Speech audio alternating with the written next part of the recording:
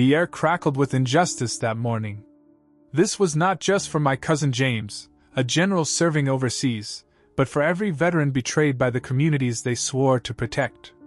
That soulless HOA president, Karen Matthews, thought she'd found an easy target when she seized the chance to bulldoze his historic family home. She'd underestimated him. She had no idea he had a U.S. senator on speed dial.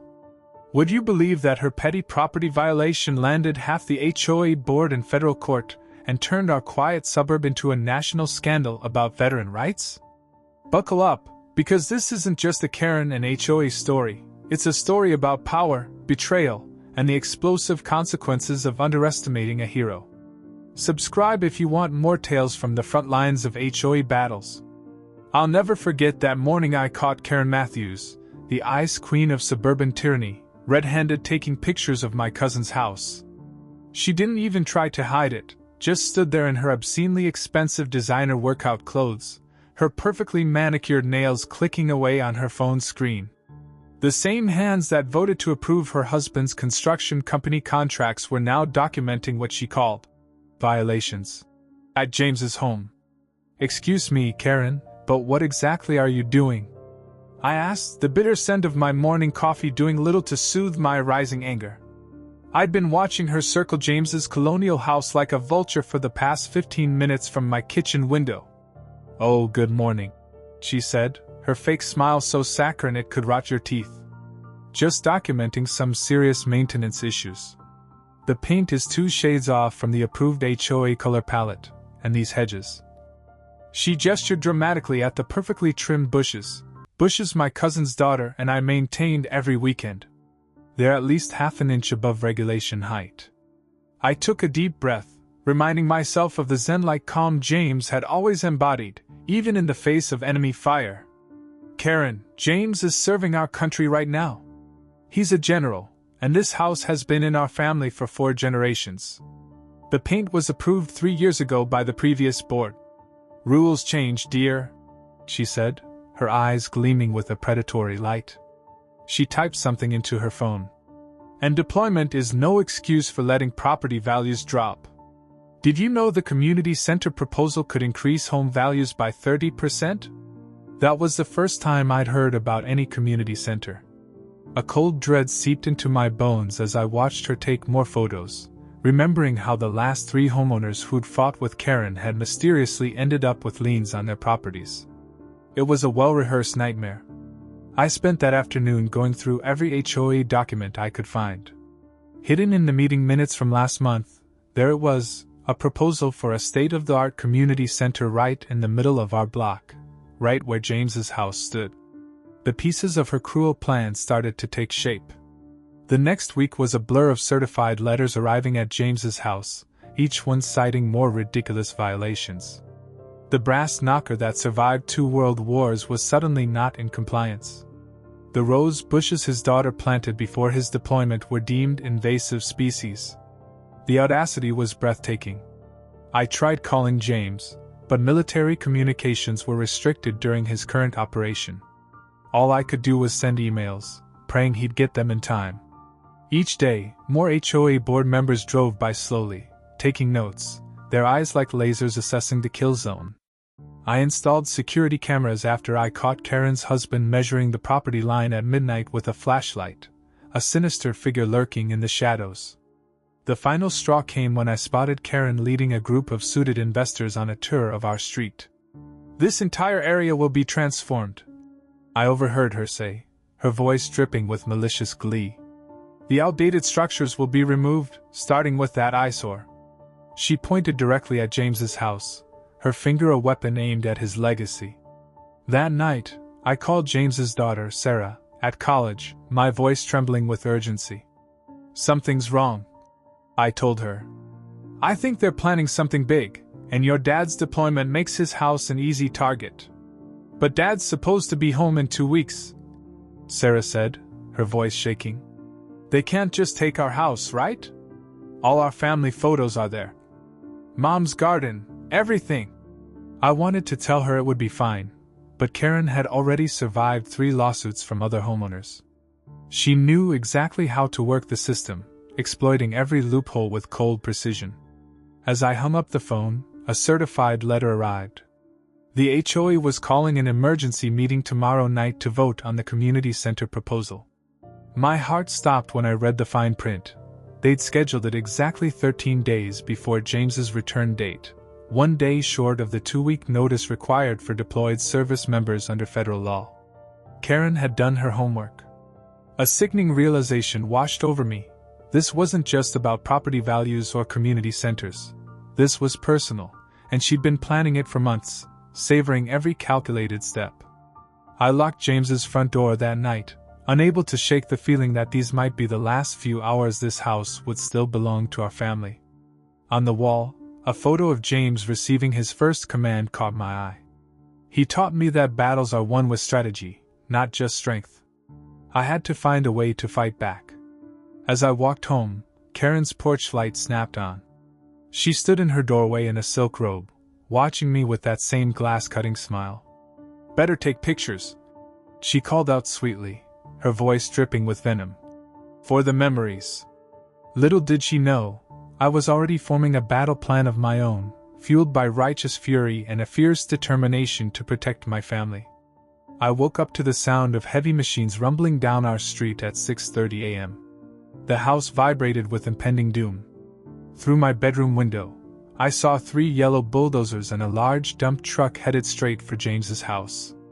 My heart hammered against my ribs like a trapped bird. I threw on my shoes and grabbed the folder of legal documents I'd been keeping close since Karen started making threats. The morning fog hadn't even lifted when I ran outside, still in my pajamas, adrenaline coursing through my veins.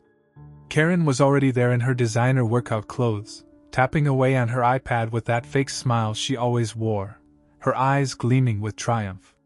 2 police cars were parked nearby. She'd meticulously planned this assault. "Stop!" I yelled, running up with James's deployment papers in my hand.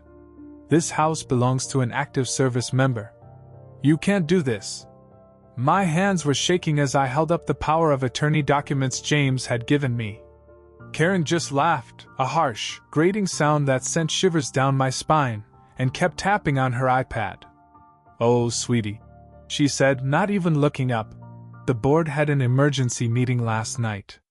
We voted unanimously to proceed with immediate demolition due to severe structural issues."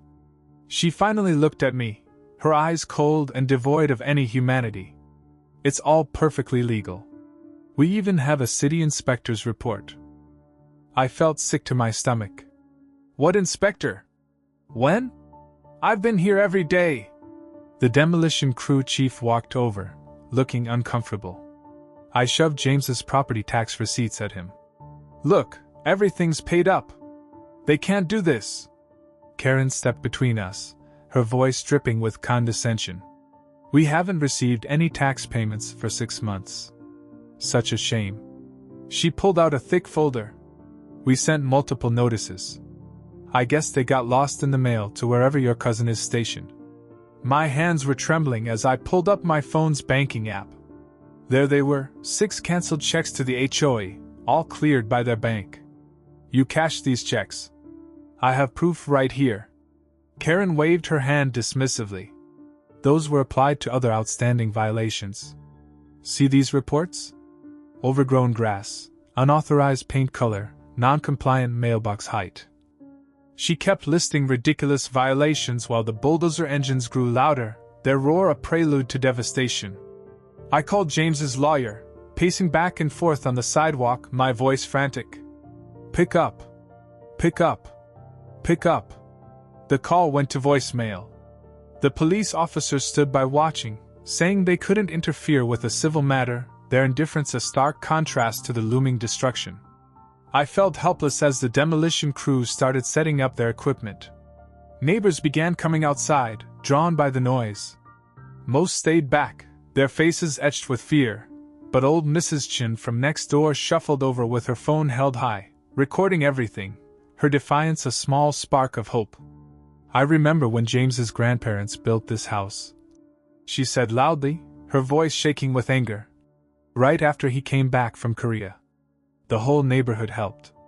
Karen shot her an angry look. The bulldozer claw raised, its metal teeth glinting in the morning sun. And I couldn't hold back my tears. That's when my phone rang. The screen showed James's smiling face in his uniform. My hands were shaking so badly I almost dropped it. "Hey, cousin." His voice was cheerful, completely unaware of the nightmare unfolding. "You'll never believe this, but I managed to catch an early flight. Just landed at the airport. Thought I'd surprise everyone." I stared at the bulldozer inching toward his front porch, where we used to drink lemonade in the summer, the porch swing where his daughter learned to read, the window of the room where his wife spent her last days. "James," my voice cracked, "you need to get here right now. Karen, they're about to." The crunch of wood splitting cut me off as the bulldozer claw took its first bite out of our family's history. The sound echoed through the neighborhood, a death knell for the past.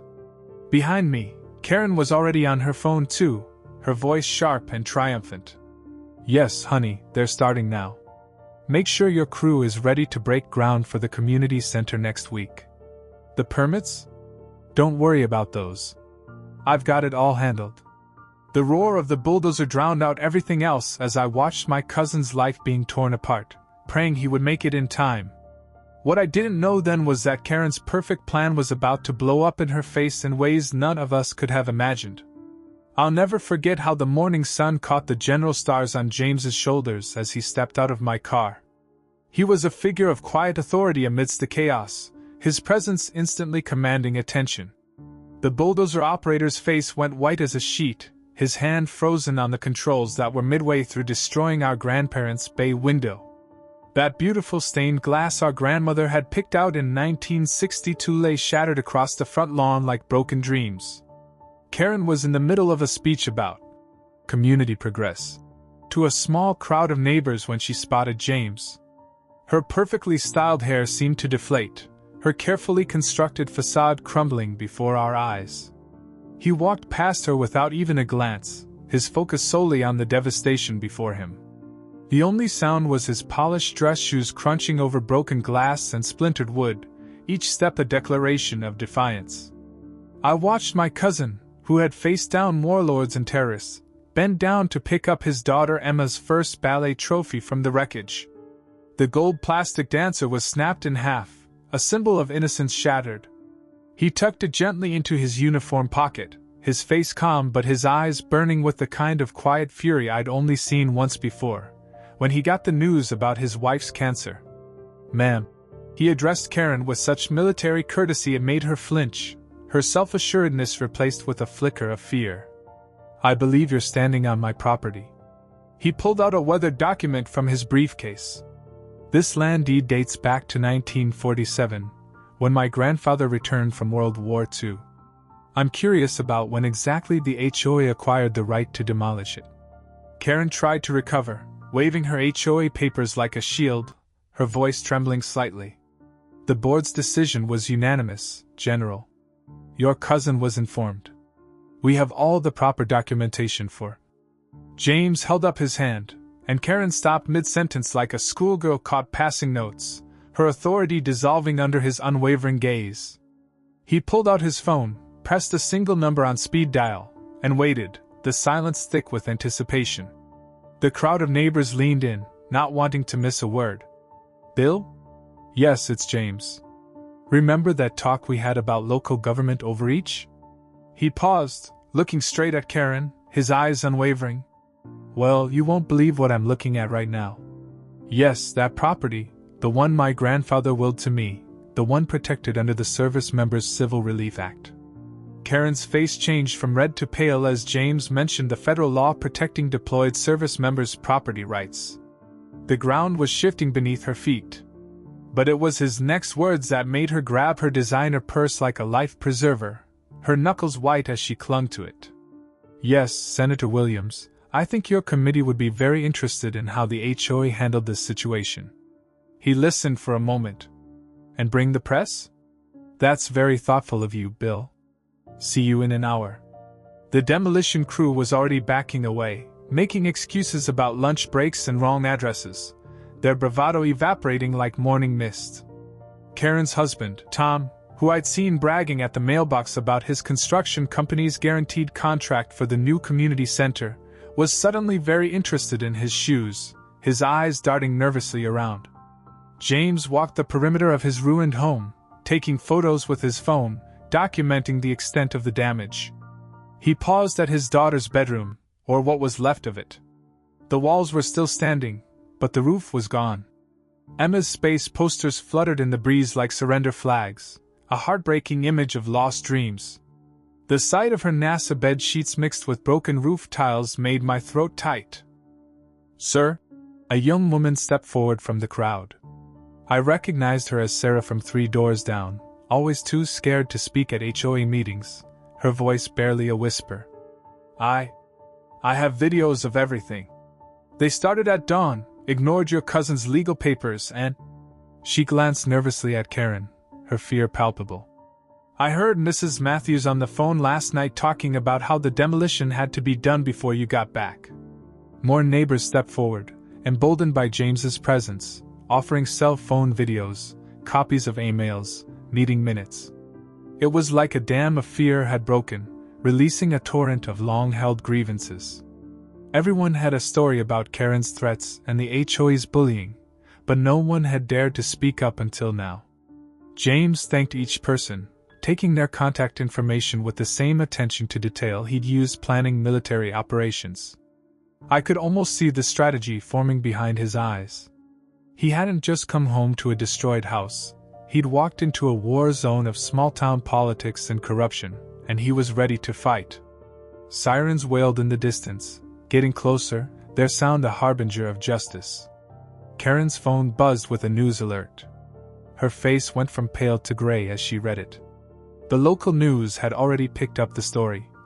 Decorated general's home demolished while deployed, HOA under federal investigation. James straightened his uniform and turned to address the growing crowd of neighbors, many now holding up phones to record. "My grandfather built this house with his own hands after fighting for our country. He taught me that some things are worth fighting for, even if the battlefield is in your backyard." He smiled, but it wasn't a happy smile. It was a smile that promised retribution. "I do believe the real estate lawyers are about to arrive, Karen. I hope you kept good records." Through the crowd of murmuring neighbors, I spotted Karen's Mercedes peeling out of her driveway, designer purse forgotten on our demolished front steps, her world collapsing around her. But James wasn't done yet. He had that look in his eye, the same one he'd had before leading his most successful missions. "No," he said quietly, pulling out another document, his voice a low rumble that commanded attention. "Let's talk about the interesting pattern of contracts awarded to board members' companies over the past 5 years. I never expected to see 6 news vans fighting for parking spots on our quiet street, but that's what happens when you mess with the wrong general."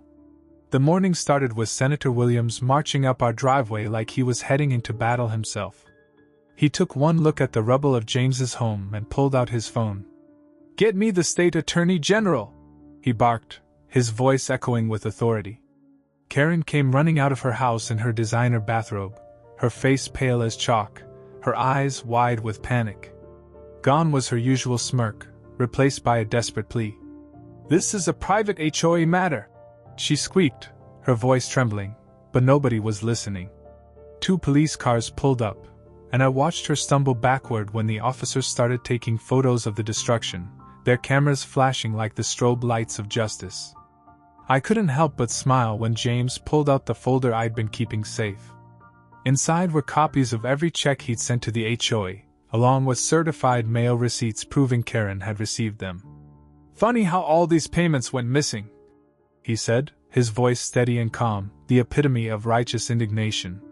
The detective writing in his notebook didn't seem to find it funny at all. That's when the real bombshell dropped. A young intern from the senator's office who'd been digging through public records all morning came running up with a stack of papers. "Sir, you need to see this," she called out, her voice breathless with excitement.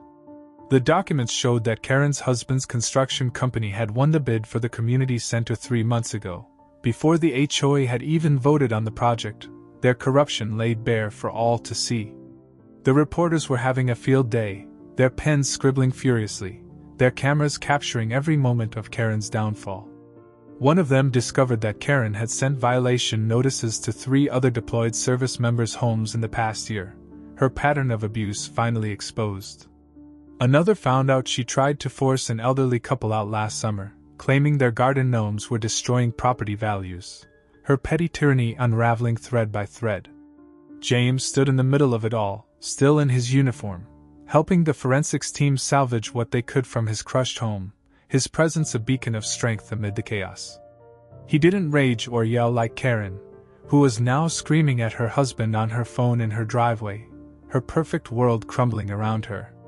Instead, he carefully placed each recovered photo in metal evidence bags, telling the story behind each one to the growing crowd of neighbors who'd come to support him, his quiet dignity a powerful rebuke to Karen's malice. That's when Karen made her biggest mistake. She marched over, her eyes blazing with desperation, waving a thick HOA rule book. Page 394 clearly states that the board has emergency powers to remove hazardous structures, she shouted, her voice shrill and desperate. The crowd went silent, their attention focused on James. He turned to her slowly, his gaze unwavering, and in that moment I saw why he'd risen to the rank of general. "Karen," he said quietly, his voice a low rumble that commanded respect. "My great-grandfather built this house after returning from World War II. He used his own 2 hands to lay these bricks you just crushed. Tell me, what was the emergency?" She opened and closed her mouth like a fish out of water, her carefully constructed facade crumbling completely. The cameras were rolling, capturing her every twitch, her every stammer. Everyone waited, the silence broken only by the click of cameras and the distant hum of helicopters. Then Bill, who'd been our mailman for 20 years, stepped forward, his face etched with determination. "I have something you all need to see," he said, pulling out his phone. He'd taken a video yesterday of Karen and her husband walking around James's property, measuring and marking spots. "They were talking about where the gym would go," Bill said, his voice trembling with anger. "This was before any vote happened."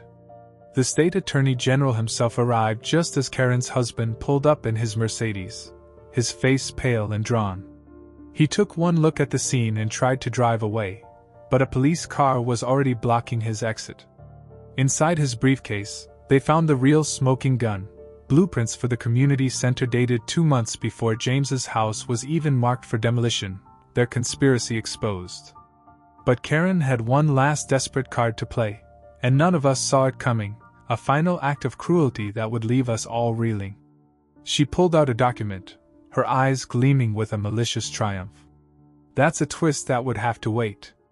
The crowd of neighbors grew larger, news helicopters circled overhead, and in the middle of it all, James's teenage daughter, Sarah, arrived home from school, her face etched with confusion and fear.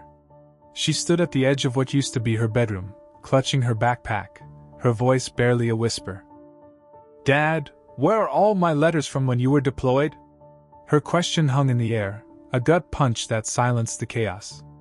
I watched Karen's face turn ghost white as the FBI agents walked into the emergency HOA meeting, their presence sending a chill through the room. She tried to grab her designer purse and run, but they'd already blocked both exits, her escape route cut off. Her perfect makeup couldn't hide her panic when they started reading emails from her laptop, the ones showing how she'd been hiding James's tax payments for months while her husband's construction company prepared to build the community center, her scheme unraveling before our eyes. "This is ridiculous!" Karen screamed, jumping up from her chair, her carefully constructed world collapsing around her. "We followed all the rules!" But then Agent Thompson played the recording from her phone call with the demolition company, her voice dripping with malice. "I don't care if the paperwork isn't final yet. Tear it down before he gets back. We'll sort out the details later." The whole room gasped, their shock and disbelief palpable. Mrs. Johnson, who lived next door to us for 20 years, started crying, her voice trembling with betrayal. "You told us he'd abandoned the property," she said to Karen, her voice shaking with anger. "You said his taxes hadn't been paid in years." James stood quietly in the corner, still in his uniform, holding his daughter's cracked ballet trophy, a symbol of innocence and hope amidst the devastation. He hadn't said a word since the agents arrived, his silence more powerful than any accusation. He didn't need to. The evidence spoke for itself, painting a damning picture of Karen's greed and corruption. The FBI had found everything: fake violation notices, backdated board meetings that never happened, and even checks from James that Karen had hidden in her home office, her carefully crafted web of lies exposed. The local news crews outside were having a field day. HOA president faces federal charges in veteran property scheme. Was already running across the bottom of every TV screen in town, their cameras capturing every moment of Karen's humiliation. Senator Williams had made sure this story wouldn't get buried, his commitment to justice unwavering. But the biggest shock came when they arrested Karen's husband at his office, his face a mask of disbelief as the agents led him away in handcuffs. Turns out the community center plans included luxury condos that would have made them millions, their greed knowing no bounds. They'd been planning this for years, targeting homes of deployed service members who couldn't fight back, their exploitation of vulnerable families a testament to their soulless ambition. The next few weeks were a blur of lawyers, reporters, and building inspectors, the chaos and drama a stark contrast to the quiet suburban life we once knew. 7 HOA board members faced criminal charges, their reputations ruined, their lives forever tainted by their association with Karen's scheme. Karen and her husband were looking at serious prison time for fraud and violating the Service Members Civil Relief Act, their freedom and fortunes slipping away. They messed with the wrong family, underestimating the power of justice and the unwavering support of a community united against tyranny. But the real victory wasn't watching Karen being led away in handcuffs or seeing her house go up for sale when they couldn't afford their fancy lawyers, their downfall a satisfying consequence of their actions. It was watching our community come together to make things right, their compassion and generosity a testament to the strength of the human spirit. Veterans from 3 states showed up with tools and supplies, their shared experience forging a bond of camaraderie and support. Local businesses donated materials, their generosity a symbol of solidarity with James and his family. Even the mayor came by to help lay the foundation for James's new home, his participation a powerful message of unity and resilience. The colonial style Karen hated so much, a symbol of tradition and family values, was rebuilt, better than before, with love by people who understand what service and sacrifice mean. The Historical Society fast-tracked its protection, along with 6 other veteran-owned properties in our neighborhood, ensuring that their legacy would be preserved for future generations. Today, I'm sitting on James's new front porch, the swing gently swaying in the breeze, watching his daughter Sophie practice ballet in the yard, her laughter a joyful melody that fills the air. The house looks almost exactly like the old one, but better, stronger, built with love by people who understand what service and sacrifice mean, a symbol of hope and resilience. There's a new wall in the kitchen where Sophie's height marks are growing, a testament to her growth and progress, right next to the shadow box holding pieces of the old house we managed to save, a reminder of the past and a symbol of hope for the future. Karen's community center never happened, her dream of luxury condos replaced by something far more meaningful. Instead, that land became a memorial park honoring local veterans, a place of reflection and remembrance, a tribute to their service and sacrifice. Sometimes when I walk by, I see families having picnics where Karen wanted to put her luxury condos, their laughter and joy a testament to the triumph of community over greed. Sophie loves the playground equipment donated by the same construction companies that turned down Karen's sketchy contracts, their generosity a symbol of redemption and hope. James never brags about how he brought down a corrupt HOA board, his humility and grace a testament to his character. He just smiles when new neighbors ask about the small piece of his old front door hanging beside his medals, a reminder of the past and a symbol of hope for the future. It's a reminder, he tells them, his voice filled with emotion. That home is worth fighting for. The FBI investigation is still ongoing, and they've found similar schemes in other neighborhoods, their reach extending far beyond our small community. But here's the thing that gets me, the silver lining in this dark cloud of corruption. Last week I saw Karen's son helping at the Veterans Food Bank downtown, his presence a symbol of atonement and hope. He looked me in the eye and said, "I'm sorry for what my parents did," his sincerity palpable. Maybe that's the best victory of all, knowing that sometimes justice comes with a chance for healing, that even in the face of unimaginable betrayal, there is hope for redemption. I never expected our story to change so many lives, but that's exactly what happened. After a video of Karen's arrest went viral, my phone started ringing non-stop with calls from military families across the country sharing similar HOA horror stories, their voices filled with pain and frustration. James looked at me over his morning coffee, his eyes filled with determination, and said, "We need to help them all." The news crews might have packed up and left our street, but we were just getting started, our commitment to justice unwavering. With James's military connections and my experience documenting Karen's schemes, we created the Homeowners Defense Alliance, a beacon of hope for military families facing similar challenges. Every week more veterans joined our cause, sharing their battles with unfair HOA boards who tried to bully them while they served overseas, their stories a testament to the resilience of the human spirit. Karen's replacement on the HOA board, a retired Marine named Mike, discovered something interesting in the old files, a revelation that would further expose the extent of Karen's scheme. Our neighborhood wasn't the only target. Karen's husband's construction company had been eyeing properties in 3 other military communities, their predatory practices extending far beyond our small town.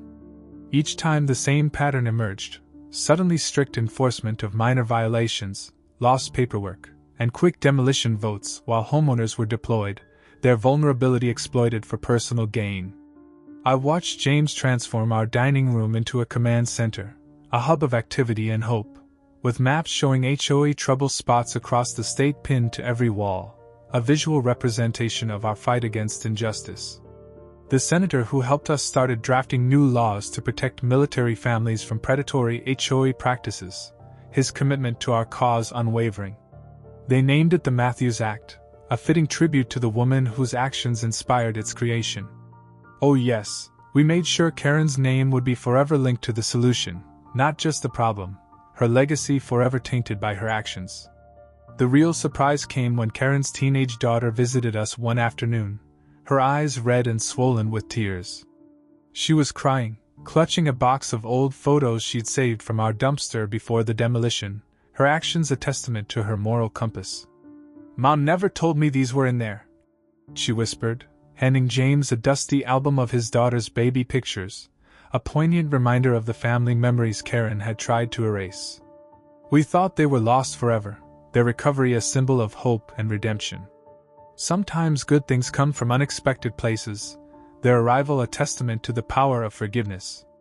Last week we celebrated the first victory of our Homeowners Defense Alliance, a milestone that filled us with pride and hope. A young Army nurse in Texas called us after her HOA tried to fine her $100 per day for a flagpole her late father installed before she deployed, their pettiness a stark contrast to her sacrifice. James made some calls, I drafted some letters, and suddenly that HOA board wasn't so brave anymore, their arrogance replaced by fear. The flag still flies, a symbol of freedom and patriotism, and now there's a precedent for others to follow. Our victory a beacon of hope for military families across the country. Remember that community center Karen wanted so badly? Her dream of luxury condos replaced by a symbol of hope and healing? The land sits empty now, a reminder of her failed ambition, but not for long. James donated it to create affordable housing for veterans transitioning back to civilian life, his generosity a testament to his commitment to service. The first families move in next month, and guess who volunteered to help them settle in? Karen's daughter, her actions, a powerful act of atonement. She says she wants to make things right, her desire for redemption a testament to the human capacity for change. People ask me if I'm still angry about what happened, if the bitterness and resentment still linger. Honestly, I'm grateful. Without Karen's greed, we might never have discovered how many other military families needed help, their stories of hardship and exploitation a call to action. We might never have built this amazing community of supporters who look out for each other while our heroes serve overseas, their compassion and generosity a testament to the strength of the human spirit. And James's daughter might never have learned the most important lesson of all. Sometimes losing your home helps you build something even better, a legacy of hope and resilience that will endure for generations. Speaking of James, he just walked in with another stack of case files, his eyes filled with determination, and that look in his eye that promises action and justice. There's a retired Navy SEAL in Florida whose HOA is trying to ban his service dog, their insensitivity a stark contrast to the SEAL's unwavering service. And well, let's just say Karen taught us exactly what to do about bullies who mess with the wrong veterans, their actions a lesson learned most painfully. Want to guess how this one ends?